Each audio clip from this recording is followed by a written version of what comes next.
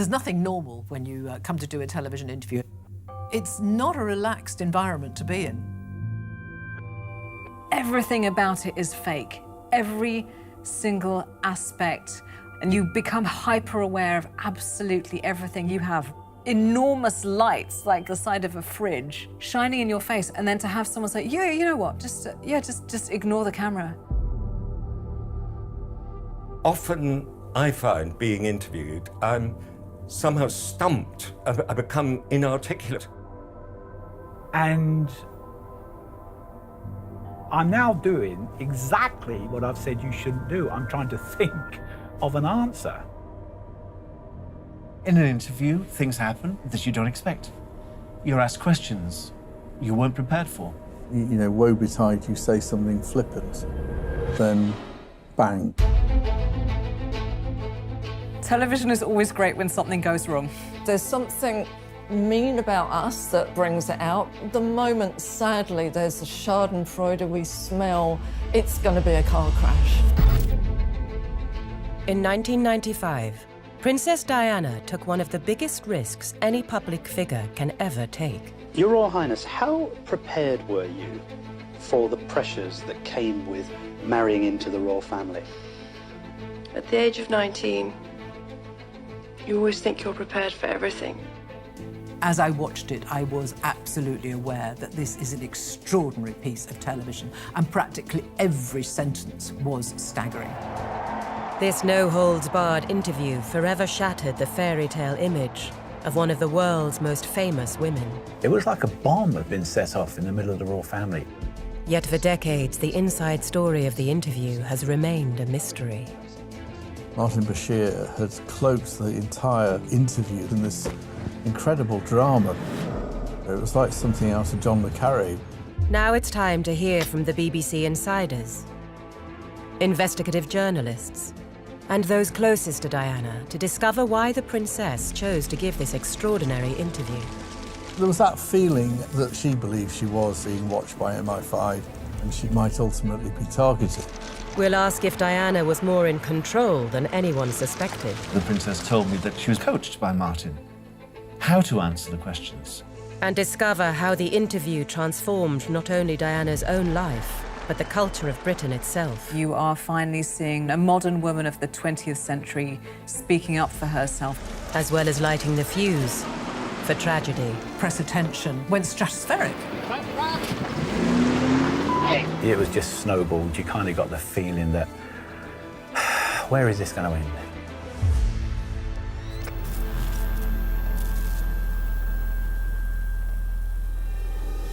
The princess had begun the day with a visit to a West London gym. She seemed in jaunty mood, unperturbed by the storm over her interview, a storm which has created even more interest in her than usual. I think she's a foolish girl to do it now, because she doesn't need to. She came across as a sad young woman in many ways, confused, very confused.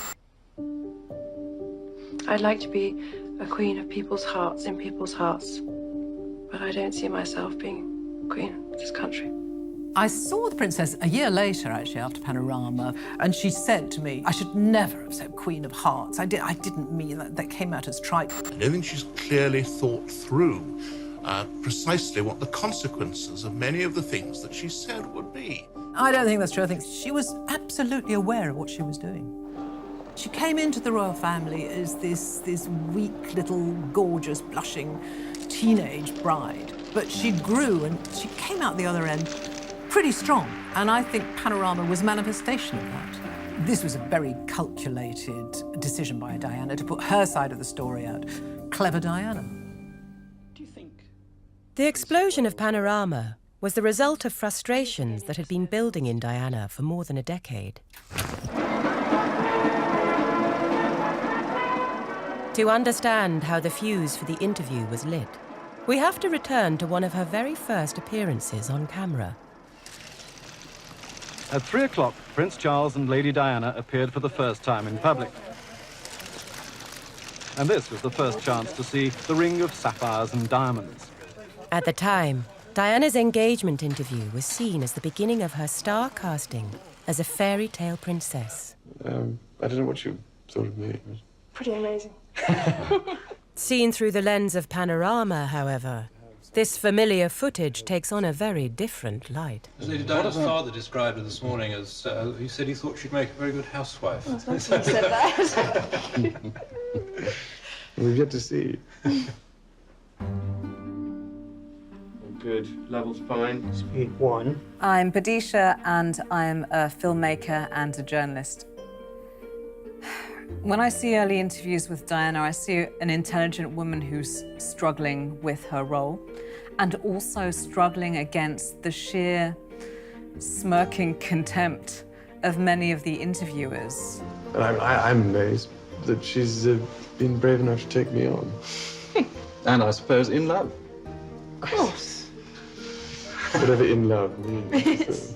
Well, it obviously put your own means... interpretation. If you're a woman watching that, you're like, red flag, run like the wind. I am Dickie Arbiter, former Buckingham Palace spokesman, now royal commentator. I think for the Prince of Wales, it was a bit embarrassing to say, yes, I am in love. So you can't fault the man for saying what he did say, given that they're not brought up to express emotions. No, it turned out he was having a full-blown love affair with someone else, so.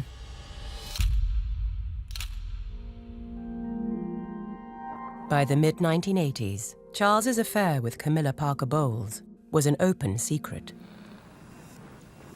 Throughout the decade, however, television documentaries such as those hosted by Alistair Burnett kept alive the fantasy of a fairy tale couple.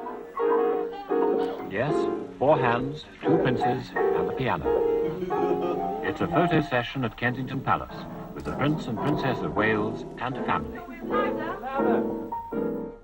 My name is Richard Kay, and for many years I was the royal correspondent of the Mail.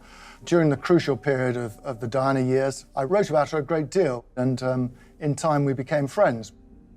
It sort of showed quite what royal documentary at that time was like. It was on all 4 knees and very deferential. It was kind of reminiscent of something you might have got from the 1950s. What do you feel your role is? What is your contribution? I feel my role is supporting my husband, and whenever I can, and always being behind him, encouraging, and also, most important thing, being a mother and a wife. The Burnett documentaries may have looked dated, but they offered a deliberately nostalgic ideal of the nuclear family that was still popular when John Major came to power in 1990. It is time to return to those old core values.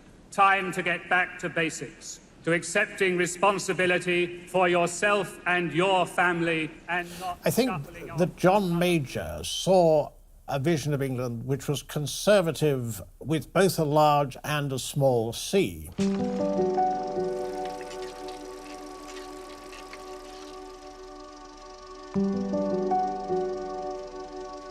I think the perennial John Major-esque vision for Britain is one of deep comfort.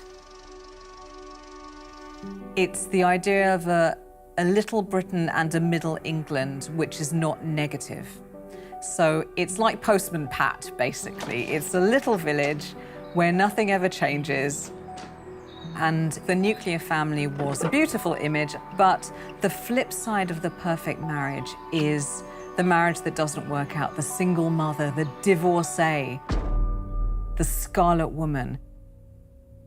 In the 90s, it still carried a lot of stigma, and it still carried the idea that you failed somehow. For Diana, the enduring national fantasy of a dutiful wife was fast becoming a trap. And in June 1992, she made her first attempt to break free. There are now just 24 hours to go before the book which claims to expose serious rifts in her marriage goes on sale. By working with writer Andrew Morton via an intermediary, Diana kept secret her own involvement in this exposé of her marital misery. Yet with suspicions of her complicity on the book running high, the palace remained furious. The Queen's belief is that you shouldn't show public emotion because you are the monarchy. You should be above that. Far from freeing Diana, the Morton book merely tightened her chains. She expected the Andrew Morton book to rescue her. It didn't, because the royal family put down the shutters.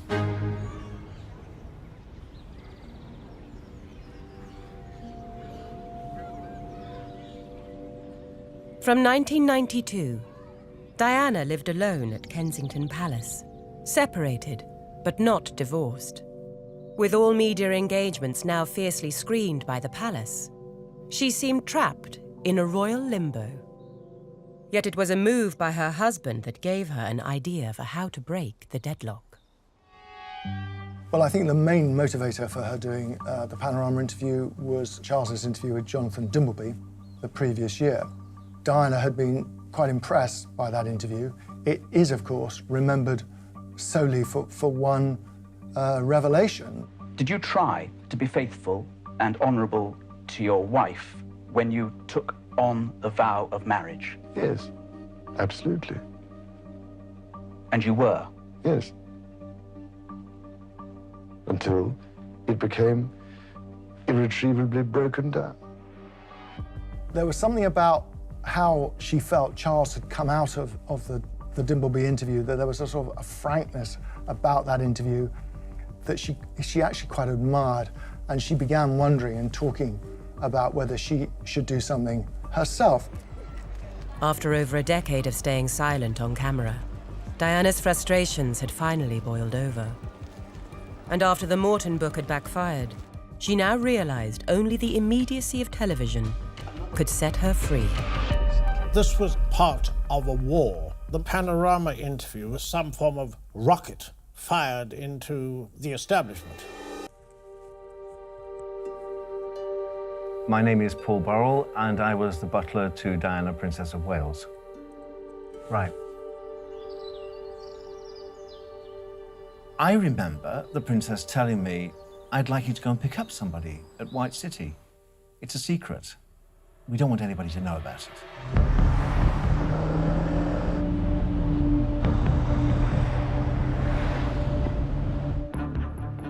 I do remember going in my car to pick up Martin Bashir, and he'd lie on the back seat of the car, and I covered him with a blanket. No one knew that Martin Bashir was visiting Diana, Princess of Wales, and it was to be kept that way. He was like a small child jumping up the stairs at Kensington Palace. For him, it was so exciting. I thought the princess at that time had very few friends, and she'd now got herself an insider at the BBC, someone that would give her media advice. I didn't think that that friendship would ever turn into a major interview.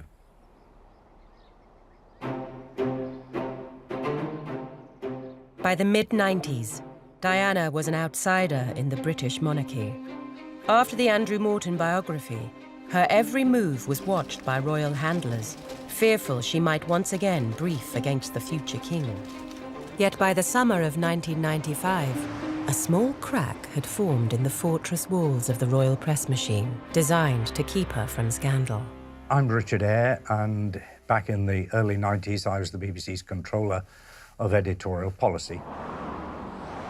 I would have regular meetings with the editor of Panorama. I think it must have been in the early summer of 1995. We had a routine meeting, ran through some programme ideas, and Steve got up to go, and he got to the door of my office, I remember, and he turned at the door and he said, "Oh, by the way, while I'm here, I should just mention Princess Di." And he told me at that time that Martin Bashir, Panorama reporter, thought he had a chance that he might be able to get to meet Princess Diana. I suppose if you could have chosen a Panorama reporter most likely to get a scoop on a world scale like this, Martin might have been the last person you would have thought of. But more important than that, I'm just about to share in Leonard's first omelette. And here it comes now. Right, Leonard, thank you very much. Martin Bashir was a small fish in a big pond at the BBC. He had done correspondent roles with Songs of Praise, but wasn't very well known at this time.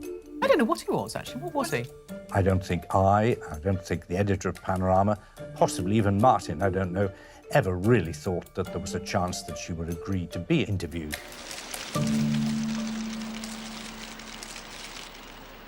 Part of that is because she was always being approached by journalists, particularly by well-known television journalists, to give an interview. I used to get countless requests for interviews. She had lunched with Clive James frequently, David Frost frequently, and Barbara Walters was a queen bee at the time. She also put in a bid. I would have loved an interview with Diana, obviously, and I suppose in the hopes that that might come about, I wrote to her one time. I said, "Ma'am, if you ever feel that you can put any of this on camera, I'm your woman. I'm here." Diana may already have decided in private she wanted to do some kind of television documentary. But how did Martin Bashir beat his far more famous rivals to the prize of the world's most sought-after interview? I'm Chris Blackhurst. I was a journalist and investigative reporter on The Independent. Very soon after the interview appeared, the story about the story really took off. There was no shortage of people who were suspicious of what Martin Bashir had achieved, not least his own colleagues. We were in touch with fellow journalists at the BBC, and this information reached me, that things might not be quite what they're seeing. According to Blackhurst's investigation, Bashir had initially met Diana's brother, Earl Spencer, to discuss ideas for a potential documentary. Its theme? State surveillance of the royal family.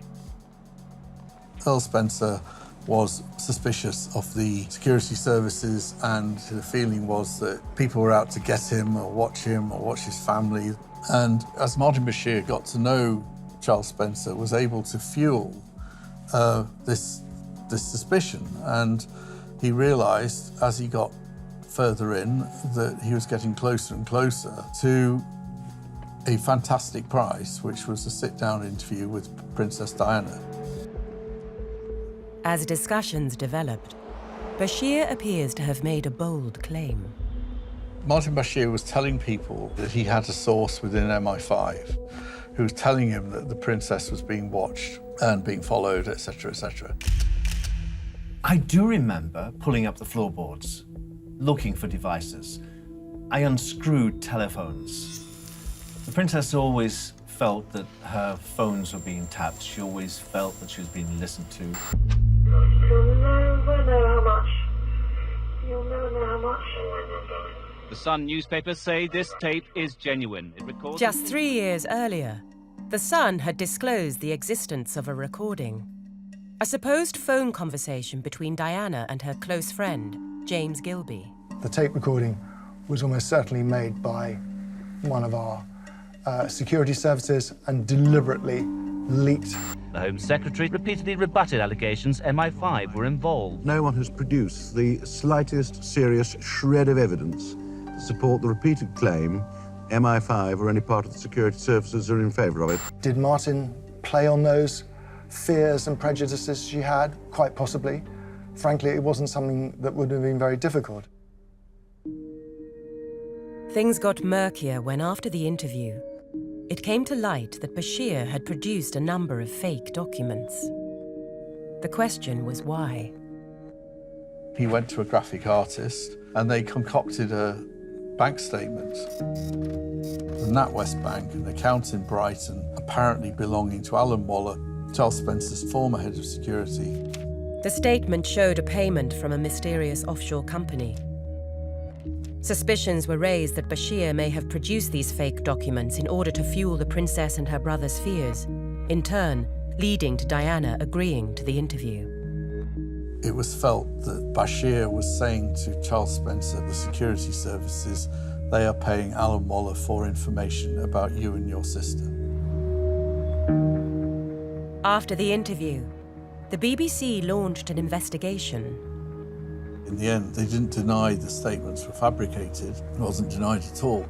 They said they were satisfied that they hadn't actually secured the interview, hadn't been shown to Diana and hadn't secured the interview with her. With denials from Bashir and Diana herself apparently confirming she hadn't seen the fake documents, Bashir was exonerated. As for the BBC's explanation as to why the documents had been created, not everyone was convinced. I'm afraid a lot of us blew very loud raspberries at that point. Why would you go to those lengths? Why would you go to the trouble of fabricating a bank statement, which is quite a heavy, serious thing to do? Many, however, believe it was another element of Bashir's approach that was the most important factor in securing the interview. The Diana I knew wanted to do that program. She was going to do it, whether she'd been shown a forged document or not. Secrecy was the key. Martin is not prepared to go down the general accepted path in order to secure a royal interview. I think the Princess believed that if any journalist went through the front door of Buckingham Palace, through the established press office procedures, to seek an interview with her, then frankly, that request for interview would never get to her. Approaches from the high-profile interviewers that went through the filter of the official palace press machine were never successful. Of course, Martin was a secret. No one knew about him. And that was his biggest asset. He hadn't gone through the normal procedure of going through the private secretary's office. He wasn't a celebrity. There was only one celebrity in the interview, and that was Diana. So it was important that if she was going to do an interview, and certainly when she did it with Panorama, it was with a comparative unknown. After weeks of secret meetings with Diana, Bashir's negotiations finally paid off. Things came together suddenly, very rapidly, at the end of October, which led me to make the only one written record that I made of all our discussions. Steve Hewlett and one of his reporters, that's Bashir, came to see me about a project we've discussed on and off for several months. The outcome of that meeting was that we should proceed full speed ahead. Sorry to be so Delphic, I said at the end of this note. The cryptic nature of this triumphant memo spoke to the biggest problem now facing the BBC: how to keep the world's most sensational scoop a secret. As I understood it from Panorama, the Princess was sure that if news of the interview got to the palace would find a way of stopping it. In October 1995, the BBC was on the verge of securing one of the biggest scoops in its history: an extended interview with Princess Diana. Yet she had insisted on one crucial condition. It must not become known to Buckingham Palace, and what she said was not that she would not give the interview, but that if news of it leaked, she was sure that the palace would find a way to stop the interview.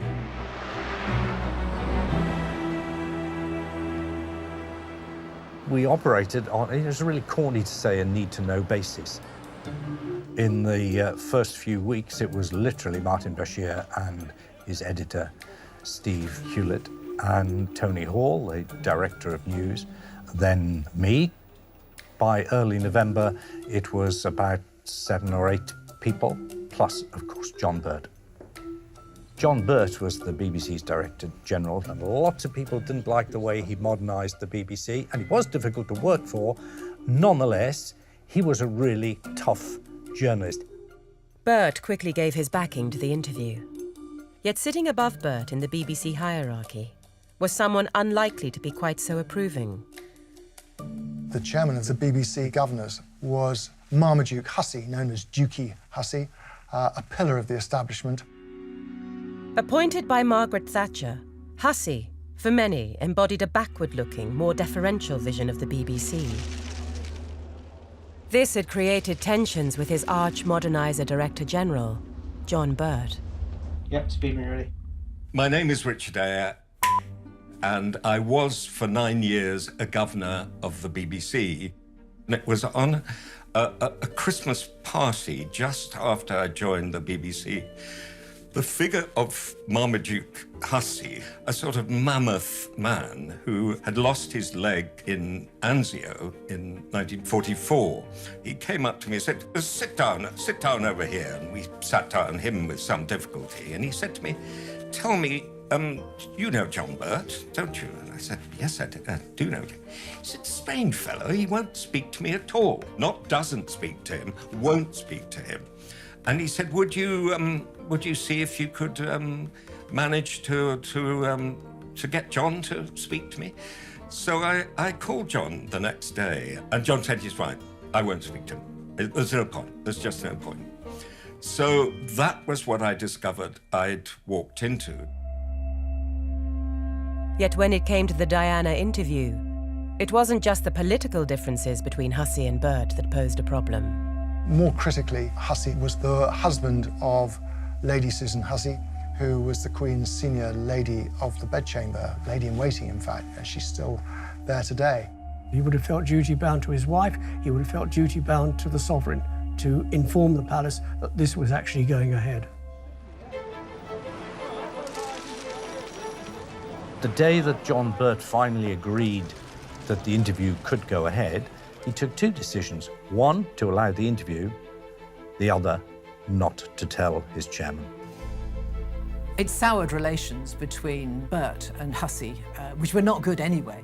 It soured them irrevocably.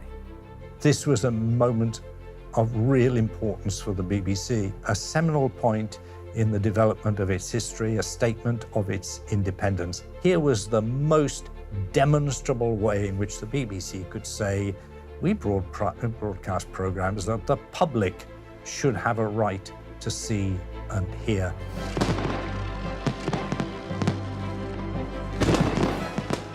The date finally chosen for the interview was the 5th of November, 1995, the anniversary of the plot to blow up Parliament.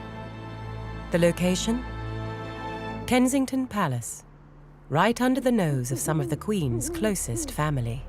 You've got to remember also there were other members of the royal family living there too. The Gloucesters and the Kents, that were not far away. I remember well the Sunday the Princess said to me, Paul, you haven't had a day off this week. Why don't you go home and play with your children? I thought, odd that she should just dismiss me. To get past palace security, the small BBC crew devised a cover story. As I understand it, they were introduced by the Princess as their hi-fi mechanics, technicians. They're going to fit up a new stereo system for me. Perfectly plausible if you don't know much about hi-fi.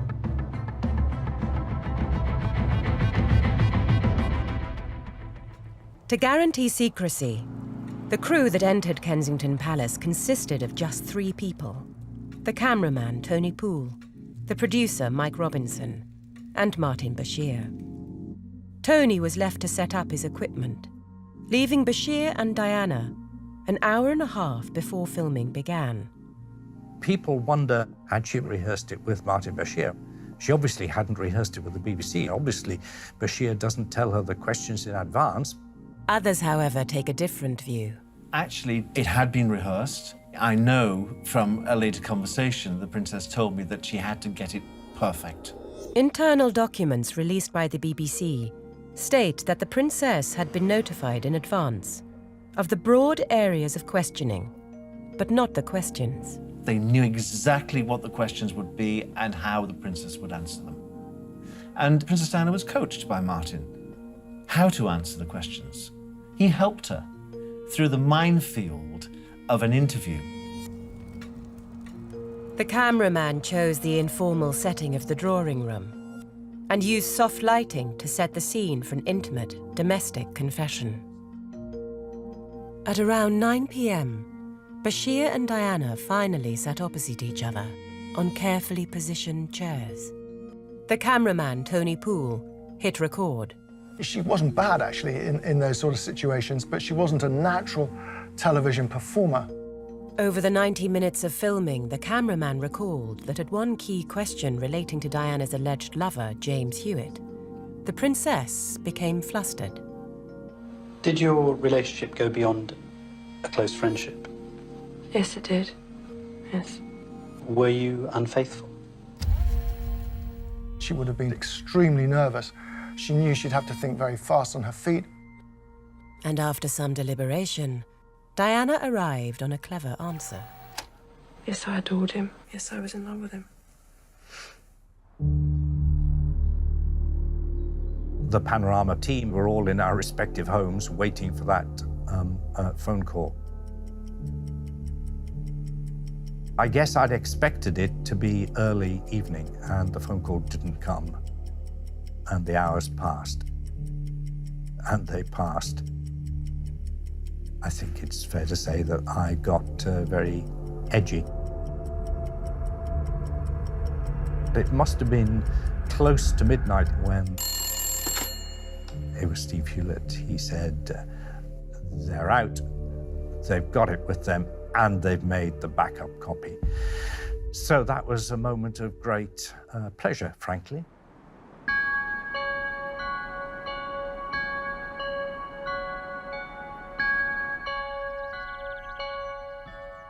The next morning, I arrived at Kensington Palace. I walked through the drawing room and thought, that's odd. That chair doesn't belong there. And the settee's been moved, because I could see with the casters making marks in the carpet. I said to the princess, why had all the furniture been moved in the drawing room? I had Jenny for an exercise class. We pushed all the furniture back and we did exercising. Really? Yes. You doubt me? I said, no, no reason to.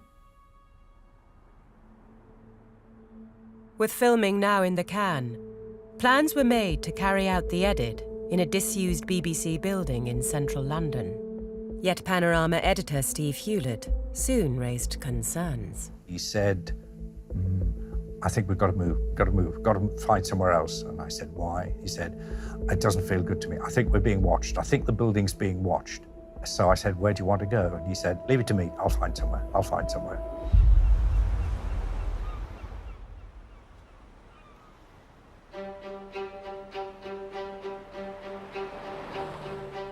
I got a call saying there was an editing job in Eastbourne, but they couldn't tell me what it was about, and I'd find out when I arrived. And in fact, I was told not even to tell my wife where I was going. I went to the Grand Hotel where I set up the editing suite. The next day, Mike, the producer, and Martin arrived and handed me a pile of tapes and said, we have this for you to edit. So I put in a tape and there was Princess Diana staring out at me. Your Royal Highness, how prepared were you for the pressures that came with marrying into the royal family? At the age of 19, you always think you're prepared for everything. To have her in front of me in an interview was just amazing. I'm a great believer that you should always confuse the enemy. I mean, there was absolutely no way I could possibly have imagined that she would say those things, be so honest in a way about Prince Charles, about the marriage. According to press reports, things became so difficult that you actually tried to injure yourself. Is that true? When no one listens to you, or you feel no one's listening to you, all sorts of things start to happen. And it was just a catalogue of things she felt, and it obviously had been bottled up inside her for a long time, which she wanted to share with us all, or perhaps dig the knife in. It depends which way you look at it, really. But I think I did have an emotional reaction. I thought it was rather sad, you know, because I didn't think it would help her ultimately. I don't think she would feel any better at the end of the day. But we knew it was going to be dynamite. A few days later, the cut was ready for a first viewing with BBC executives. We had a 2-hour journey on the car down to Eastbourne. None of us going to see this film for the first time had any clue what was in it. We didn't know whether she had been frank or whether she'd burst into tears. We didn't know whether she'd walked out in anger. We knew nothing about the content. And it was quite important, I think, in retrospect, that we should know nothing about it, because our reaction was quite likely to forecast the audience reaction. There was no small talk. We were there to see the movie, and they pressed the play button. During viewings, I sit slightly sideways to see how they react to each answer, each question. I don't think anybody spoke at all throughout that 60 minutes, but there were occasional sharp intakes of breath. So they just couldn't believe what they were seeing on screen. It was just, nothing like nothing before whatsoever. Just wanted to run this clip past you. Do you think the Prince of Wales will ever be king? I don't think any of us know the answer to that. And obviously it's a question that's in everybody's head. But who knows? Who knows what fate will produce? Who knows what circumstances will provoke? The idea that the line of succession might skip Charles entirely meant that this interview could shake the monarchy to its core. It was clearly going to be extremely embarrassing for the royal family, for the heir to the throne, the future king. So, of course, that was a threat to the whole monarchy. Of course it was. Minutes from a BBC meeting obtained through the Freedom of Information Act revealed that there was very little unused material. All the same, there has long been speculation on what might have been cut.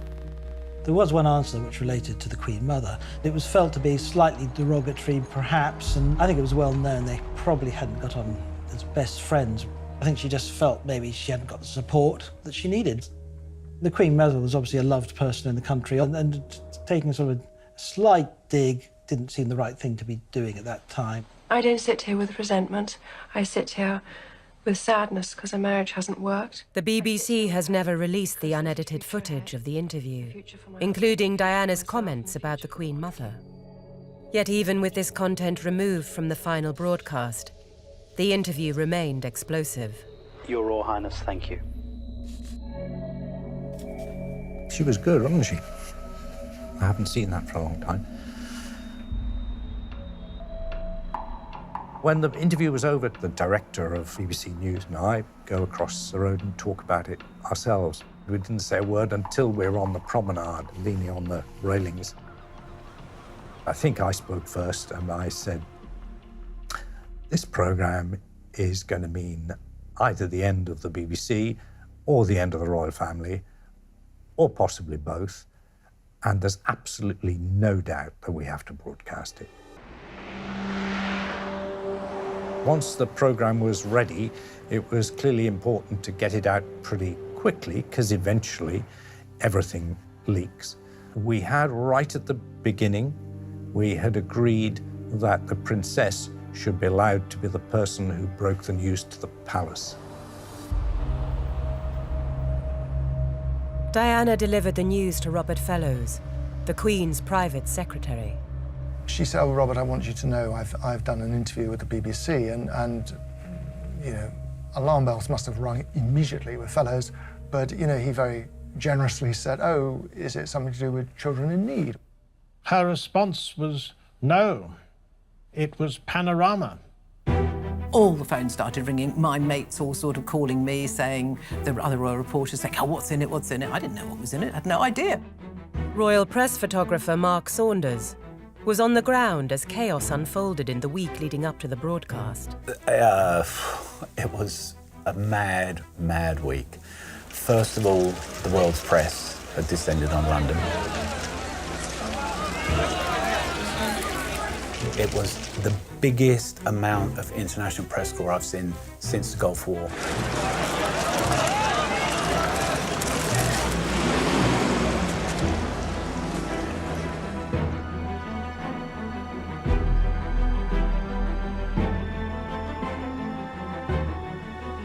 With the wait almost over, households up and down the country braced themselves for scandal. There'd been such a build-up over the previous 5 or 6 days. I mean, every day there were headlines. So the public interest had been whipped up to fever pitch, really. So 23 million people were going to tune in and watch her give her side of the story. She was nervous, anxious about people's reaction, but clearly being reassured all the time by Martin Bashir that she'd done the right thing and that the film would have the desired impact that she wanted.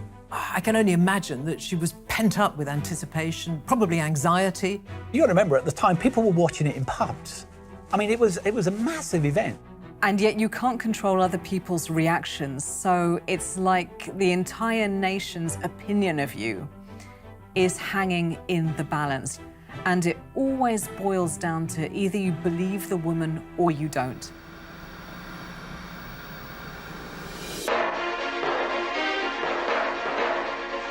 Tonight on Panorama, the Princess of Wales. At Buckingham Palace, the press office team watched in horror. I was with my colleagues in the press office, and we were all gobsmacked about what was coming out, angry about what was coming out. There's a lot of colourful language. I've never been backward in coming forward when it comes to colourful language. Do you really believe that a campaign was being waged against you? Yes, I did, absolutely. Yeah. Why? I was a separated wife of the Prince of Wales. I was a problem, full stop. Never happened before. What do we do with her? I was kind of outraged because she was making accusations that just simply were not true. She was pointing a finger at the Prince of Wales as being the culprit, or his office, stopping her doing things. I couldn't believe that she had gone public with every aspect of her private life, really, right down to her adultery and her love for Hewitt and her feelings about Camilla. What evidence did you have that their relationship was continuing even though you were married? A woman's instinct is a very good one. It was splash after splash after splash. As I watched it, I was absolutely aware that this is an extraordinary piece of television, and practically every sentence was staggering. Your Royal Highness, thank you.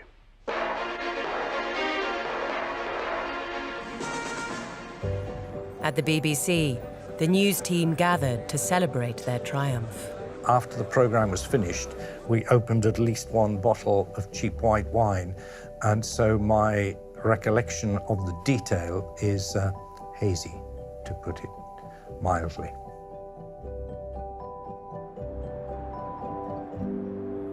After the Diana interview, there's an immediate reaction point. Newsnight, quite rightly, are devoting their entire programme to the sensational interview. Nicholas Soames, you're a good friend of Prince Charles. Presumably he was sitting watching it tonight. What do you think he'll have made of it? Well, I have no idea, and I certainly couldn't possibly speak for the Prince of Wales. But for my own part, as an interested observer, I found some of it to be toe-curlingly dreadful. It actually makes my skin crawl even now, because the immediate reaction from so many establishment commentators was totally medieval. It really is the sort of advanced stages of paranoia. So she's made it all up? She's paranoid? I've simply no idea, but it seems to me like the advanced stages of paranoia. If you want to trash a woman, say she's mad. It's a really powerful allegation, and there's no way of defending yourself against it, because if you sit there and go, no, I'm not mad at all, I'm not mad, you look like you're mad. I have no doubt that lots of people listened to Nicholas Soames's comment and thought, yeah, I bet she is really mad and paranoid, and so that's just my excuse to hate her even more in a really classic way that's unchanged since antiquity. Most of the coverage centred on Diana's revelations, especially her admission of adultery, and then moved to the British public's reaction. Diana was annoyed that she'd mentioned James Hewitt, because I don't think she'd foreseen that that was going to be the strongest story for the tabloids. She had wanted a much more rounded response to the interview. The press was almost uniformly hostile to her. I got the feeling when talking to her that she was wondering whether she had miscalculated. I remember the princess saying to me, what do you think the Queen will say? She would see the fallout from this. I had lunch with the Queen not long after, and she said to me, unprompted, how are things at the BBC? And I said, oh, well, fine. She said, frightful thing to do, frightful thing that my daughter-in-law did. The marriage problems of Charles and Diana have cast a shadow over the royal family. Now the Queen has decided to bring the whole issue to a head by advising them to divorce. In the interview, Diana had been clear that she herself had no such desire. Would it be your wish to divorce? No, it's not my wish. Why? Wouldn't that resolve matters? Why would it resolve matters? Her greatest fear was that her boys would be taken away from her. She said they're going to do that, you know. They're going to try and take my boys away from me. There was a letter from the Queen to both Charles and Diana saying, enough is enough. Get onto your lawyers and start divorce proceedings. That was the price she paid for the Panorama interview.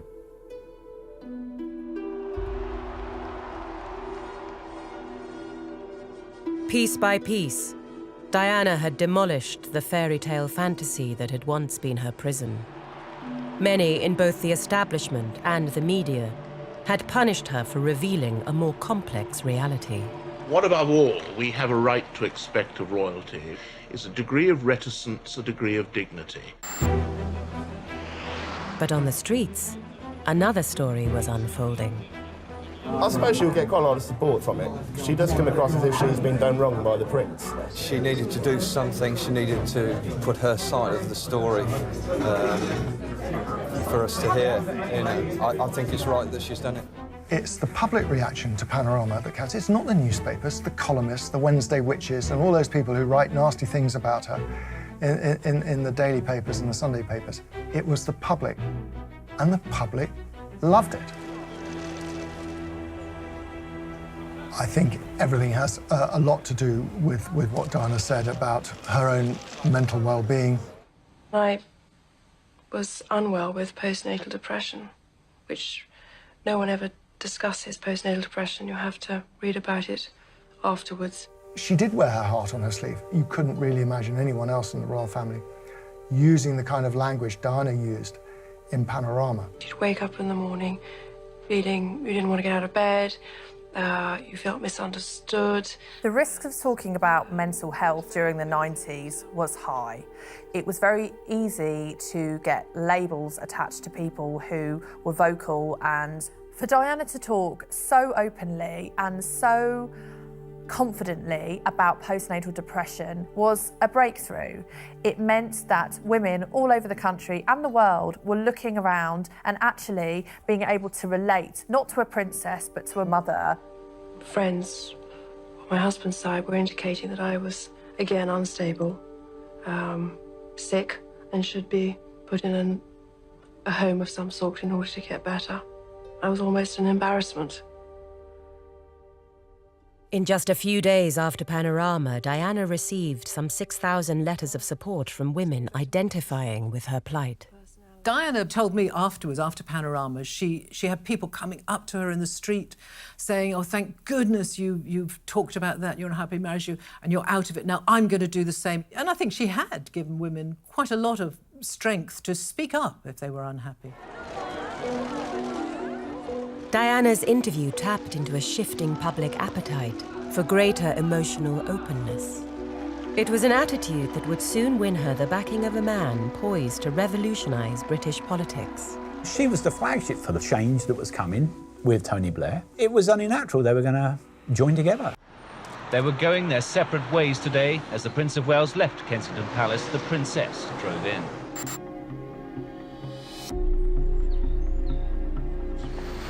So the marriage is now absolutely finished. That is the end of it. That is the end. The marriage is now finished, yes.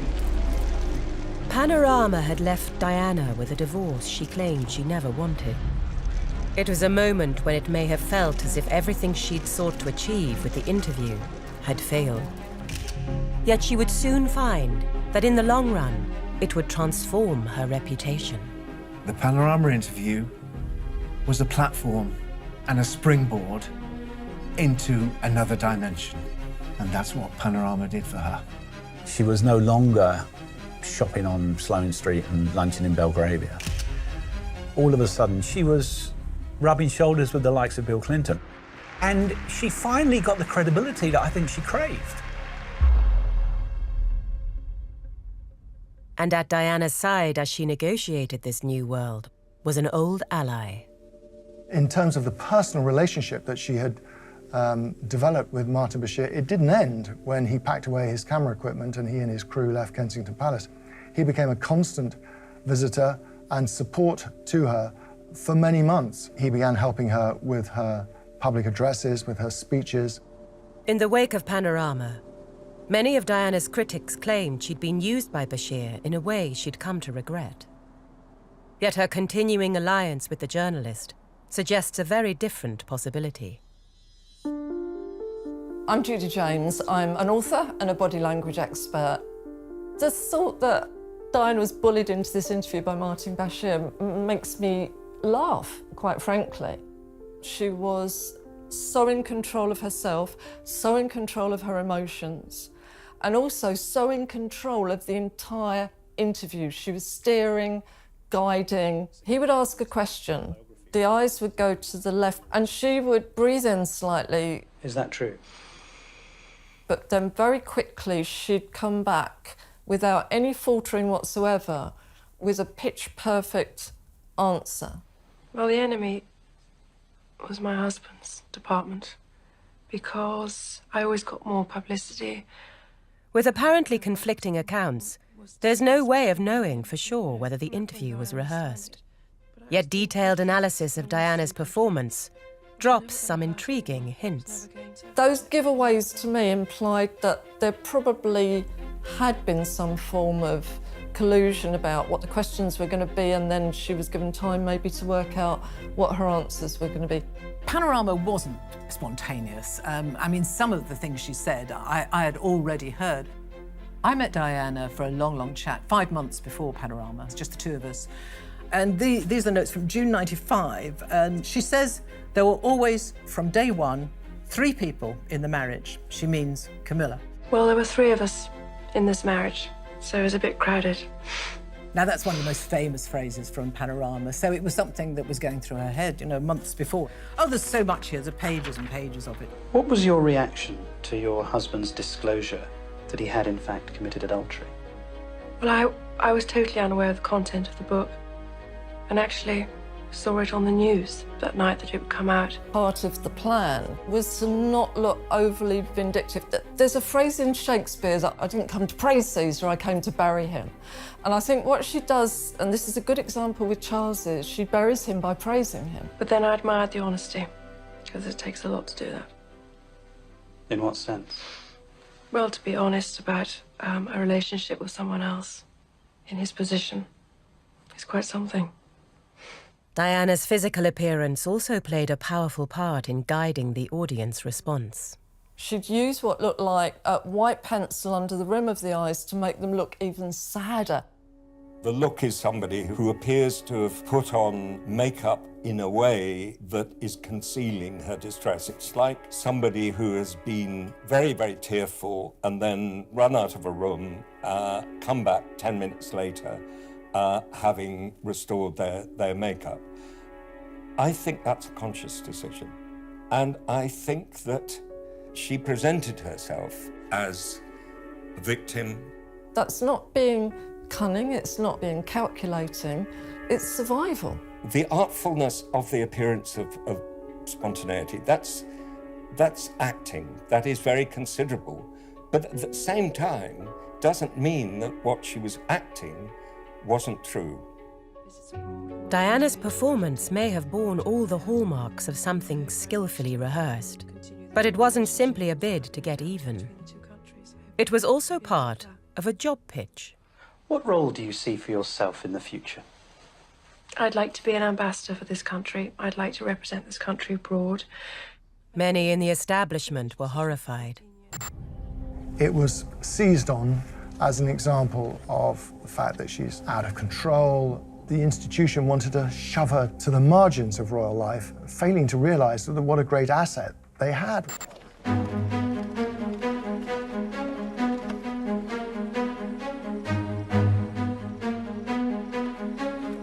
As you can see, they've been working away here, and they've excavated out, and they've uncovered a mine. Diana's trip to Angola to promote a ban on landmines was a direct fulfillment of the dream job role she'd outlined in Panorama. But I'm only trying to highlight a problem that's going on all around the world. That's all. I would compare her action this week with that of Brigitte Bardot in Support of Cats. It's very emotional and very media-worthy, but it doesn't add anything to some of human knowledge. Can I get you to introduce your name? Charles Crawford. I was ambassador to Bosnia, and in 1997 I hosted Diana there when she came out on her visit. It was politically sensitive. Yes, it's clear that this category of weapon had been used in an indiscriminate and improper way, for sure, in these wars. But doing something about that and having a treaty which is watertight so you can make sure that other people aren't cheating is a job for grown-up diplomacy. Yet fortunately for Diana, there was someone who believed in her ambassadorial potential.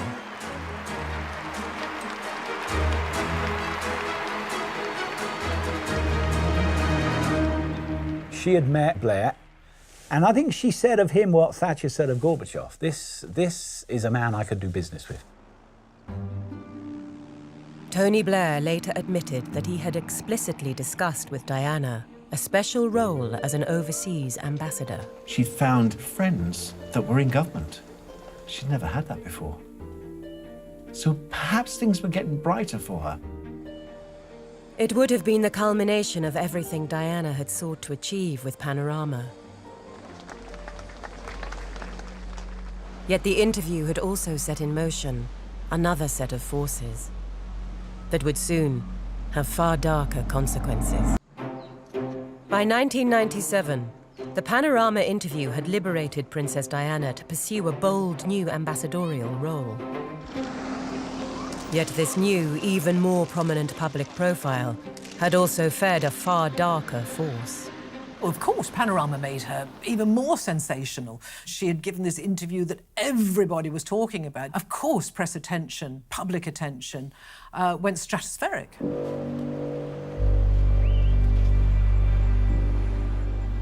I never know where a lens is going to be. A normal day would come back to my car and find 6 freelance photographers jumping around me.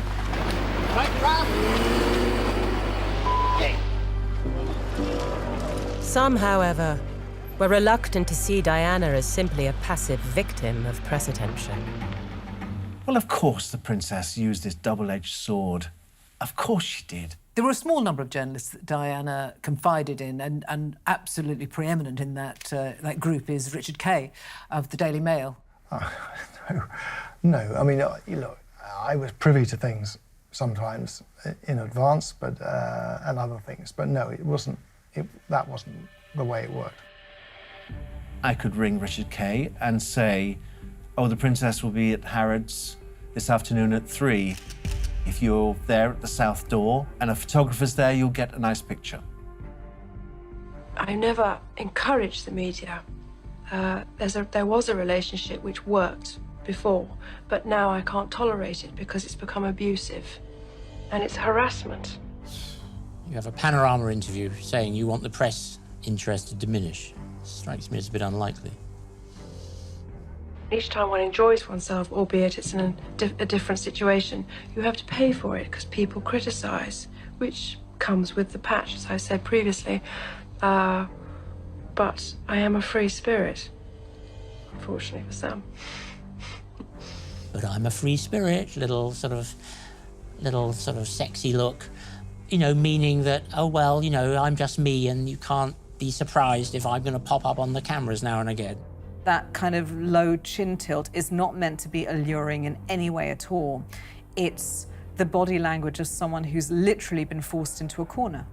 Yes, she had encouraged it at times, and yes, she planted stories, and yes, she cooperated with the press at times, with certain journalists.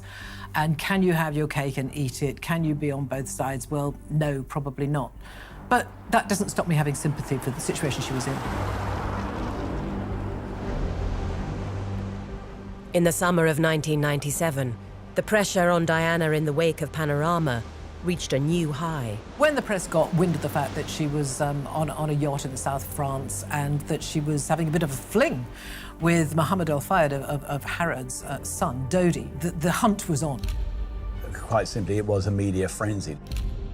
Those 44 days, that was every single day. Massive press coverage. It was just snowballed. You kind of got the feeling that, where is this going to end?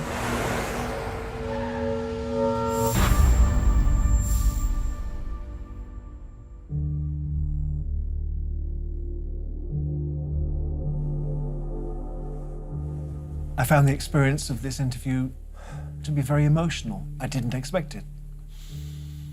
People don't understand how difficult it is to do an interview, how to project yourself and your emotion through that little square box.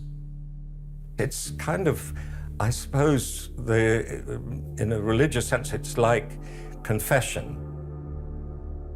You're aware that everything you're saying is being recorded and it's there for posterity.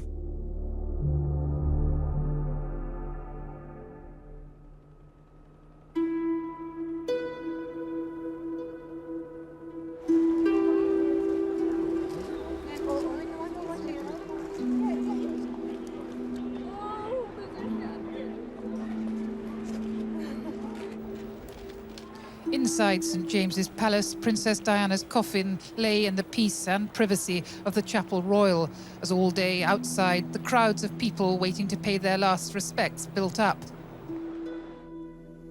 Did the Panorama interview play a big part in the public response to her death? Unquestionably, it did. I think that she was a celebrity victim, and I think she came through it, and that was a good example to a lot of people. People who'd never met her, but people who had remembered her words in the Panorama programme, wanted to be there to show their respect for her. She only gave this one interview. She never gave another interview of substance. Audiences probably came to believe that they knew Diana in a way that they didn't know other members of the royal family and hadn't known her before Panorama. After her death, a single phrase from Panorama came to define the princess. She was the queen of people's hearts, and what had happened to her wasn't time. She regretted using the phrase Queen of Hearts. She says that was a dreadful mistake. But that's the phrase, of course, that people remember from Panorama more than anything else. I think ordinary people understood that here is a woman who is on a journey. She's on a journey from being the obedient woman to being the slandered woman to being what should have been the fulfilled, self-actualized woman, and her death cut that narrative short.